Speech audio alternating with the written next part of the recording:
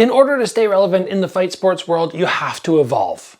And today we're going to be talking about a front kick to the face, but in a sort of a form of an ugly, kind of sloppy upwards kick. But it's knocked many people out. Even high-level Muay Thai fighters like Superlek are throwing it now. Let's talk about this KO technique right now.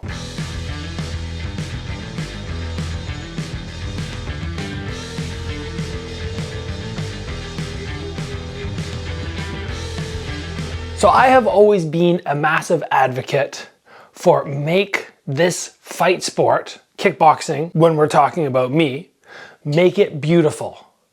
And when we talk about front kicks to the face, I've always been somebody who goes, okay, I want to drag the leg up, I want to extend through, I want to make this thing as pretty as I can. But the problem with that style of technique, and I have landed front kicks to the face many times on people, their head snaps backwards when you hit them.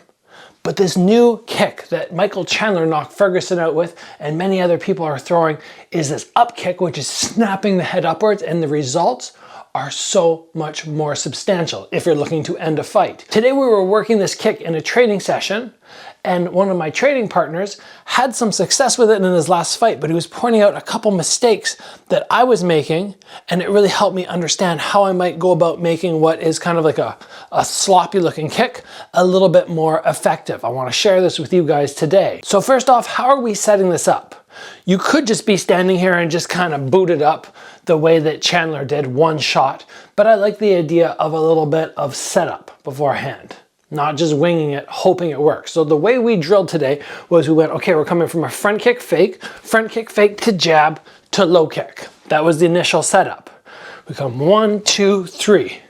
Next time we come 1, 2, and then up to the front kick to the face. Now, a couple things I want to point out. If we bring the front kick straight up and we just came with a low kick and we're trying to disguise it, that's the whole point of this. 1, 2, 3, 1, 2, and now we're going to try and make this look like a low kick. So if we bring it directly up the middle, it's not going to work that well. But if we bring it too wide, it's going to be a little bit slower to actually hitting the target. So instead of coming directly up the middle, we're just going to come this direction just a little bit and snap it out. Remember, we're not trying to go through the target. We're trying to come upwards now. So I just bring my leg here and then I extend straight out, trying to land with the ball of my foot.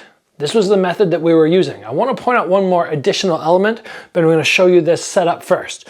Moving around, 1, 2, 3, and then again 1, 2, 3. And I'm catching that angle up like this, just to have more likelihood of getting them to check the low kick and leaving that space up the middle. Now, when we're thinking about landing this, especially right after a jab, we want to recognize they might take a little step back. We want to get good distance. If this hip stays backwards, I'm not going to maximize that distance. So we're going to get that hip just a little further in front, the same way that we would if we were throwing our low kick. And then now from there, I can get that kick out and be having a better chance of actually landing here as opposed to missing and having the kick just kind of hit air or brush the front of their face. I noticed recently in one of Superlek's fights that he was just literally just flopping it up, just like that. Like, it didn't look pretty, didn't look good, but it's something that throws people off. And you can't deal with it the way you normally block a front kick. Front kick normally, we're going to catch the body or we're going to scoop. If it comes up to the face, we'll just kind of go like this, but there's still that opening if we come up the middle where they're going to have to completely close their elbows the same way that they would if they were blocking an uppercut, which makes it a little bit more dangerous.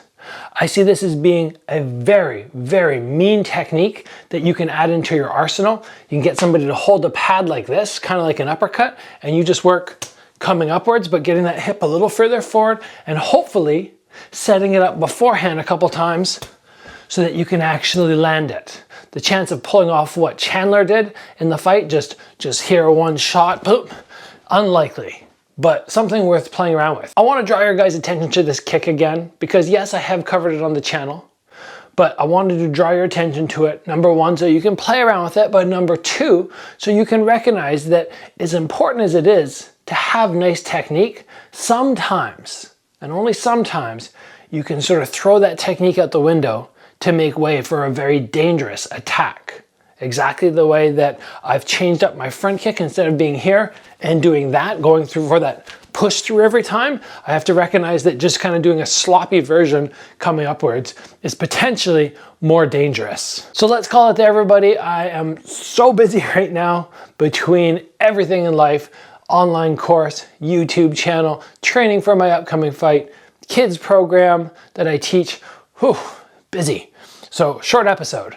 Thanks for joining, guys. As always, train hard. I'll see you back here soon for another video.